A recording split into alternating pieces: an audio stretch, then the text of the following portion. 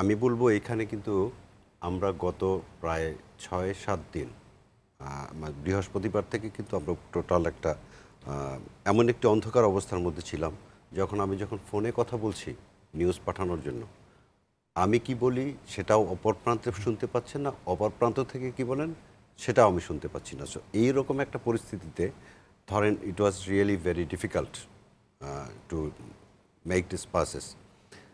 But এখান থেকে শুধুমাত্র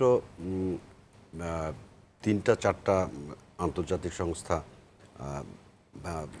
আনইন্টারাপ্টেড তারা ফিড পাঠাতে পেরেছেন, that is AP and Reuters. তারা একদম এক ধরনের একটা কোলাবোরেশন করে নিয়েছিলেন এই সময়টায়। সো কিছু ফুটেজ তো এসেছেই যেটা বুট্রালিটি ছিল। ডেফিনেটলি এই ধরনের ফুটেজ যদি ইন্টারন্যাশনাল মিডিয়া পায় সেটাকে তারা খুব গুরুত্বের সাথেই প্রচার করে। এখন আরেকটি বিষয় হচ্ছে যে ইনজিউর্ড অ্যান্ড ক্যাজুয়ালিটি ড্যামেজেস কতখানি হয়েছে সেইটার হিসাবটা তো আমরা আসলে লোকাল মিডিয়ার উপরে ডিপেন্ড করতে হয়েছে। ইনফ্যাক্ট আমরা আমরা আমরা আমাদের তো ভেরিফিকেশনের কোনো সুযোগ এখানে ছিল না। প্রথমত হচ্ছে যে ঢাকা শহরেই কি ঘটনা ঘটছে, বাস্তবতা হচ্ছে এরকম যে আমরা কিন্তু ওই প্রান্তের খবরও এই প্রান্তে ঠিকমতো পৌঁছেছে কি না সেটা নিশ্চয়তা কিন্তু ছিল না। সুতরাং আমাদেরকে লোকাল মিডিয়ার উপর ডিপেন্ড করতে হয়েছে এবং লোকাল মিডিয়া যেভাবে নিউজ পেপার সেই হিসাব নিয়েই কখনো কখনো আমরা কোট করে ইনফরমেশন দিয়েছি।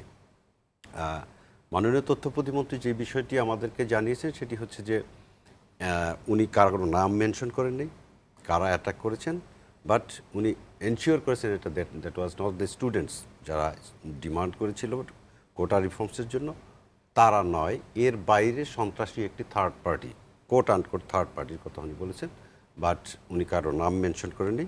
এবং একই সঙ্গে উনি বলেছেন যে একটি বিচার বিভাগীয় তদন্ত কমিশন হয়েছে, সেই কমিশন অনুপুঙ্খ বিচার বিশ্লেষণ করে রিপোর্ট দেবেন এবং কাউকে মানে কোনো পক্ষকেই এখানে যারাই ইনভলভ থাকুক এই সহিংসতার সাথে এই নৈরাজ্যের সাথে তাদের বিরুদ্ধে আইনগত ব্যবস্থা গ্রহণ করা হবে।